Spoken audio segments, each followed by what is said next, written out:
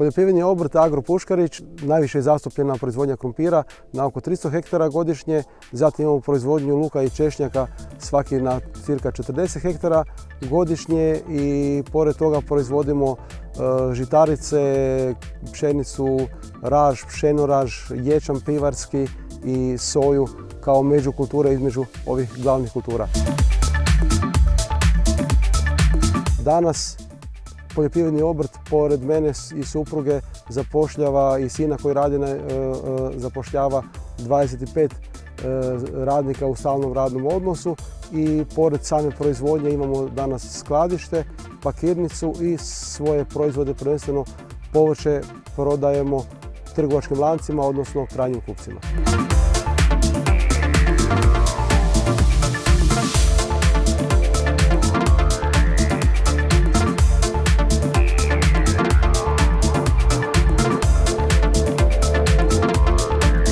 Ova prskalica je sufinancirana u sklopu mjere 4.1.1 za proizvodnju povrća.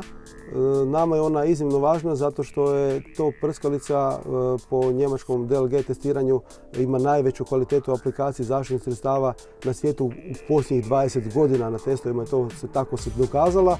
S obzirom da imamo iznimno veliku proizvodnju luka, češnjaka i krumpira i zbog broja zaštita od bolesti i štetnika, jednostavno bez ovakvog stroja to ne bi bilo moguće sigurno obaviti sve na vrijeme.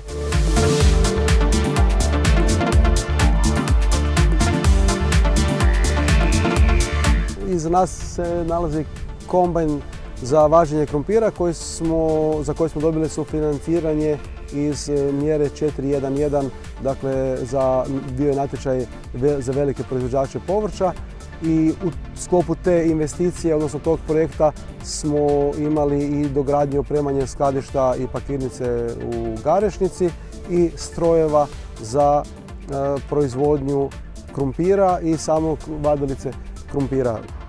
U sklopu investicije u sufinanciranje od strane Europske unije u mjeri 4.1.1 za proizvodnju povrća, sama investicija je bila oko 16 milijuna kuna. Mi smo pored same te investicije još imali smo nekakve dodatne radove i dodatne investicije, tako da smo te godine investirali oko 18 milijuna kuna u strojeve za proizvodnju povrća, u skladištenje i pakiranje povrća i to nam je omogućilo da smo povećali proizvodnju povrća i učinili ju dugoročno održivom. Korš Tiger radnog zahvata 4 metra smo nabavili iz razloga da vršimo reduciranu osnovnu obradu tla kako bi povećali mikrobiološku aktivnost u tlu i time osigurali bolje prinose u proizvodnju povrća.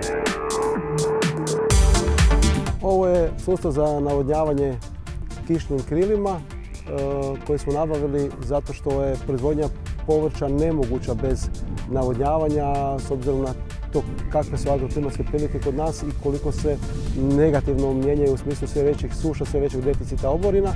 Sada su u najavi neki natječaji i pozdravljam natječaje za sufinanciranje sustava i opreme za navodnjavanje.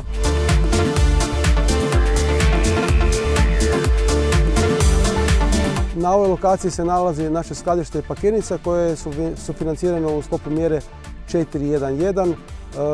Sufinancirana je klimatizacija i skladišta i grijanje, odnosno aktivno sušenje proizvoda koji uđu u skladište. Također je sufinancirana i uređaj za pakiranje luka i češnjaka i na samoj lokaciji je danas, zahvaljujući toj investiciji i toj potpori, zaposleno oko 14 stalno zaposlenih radnika.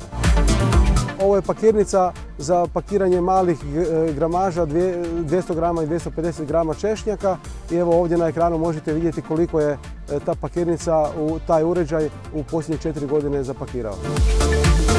Zahvaljujući potpori od strane EU fondova mi smo uspjeli značajno povećati proizvodnju povrća i tu proizvodnju učiniti stabilnom, dugoročno održivom. Ali u svakom slučaju treba koristiti europske fondove za ruralni razvoj jer oni omogućuju ubrzavanje razvoja i na konačnici stabiliziranje same proizvodnje.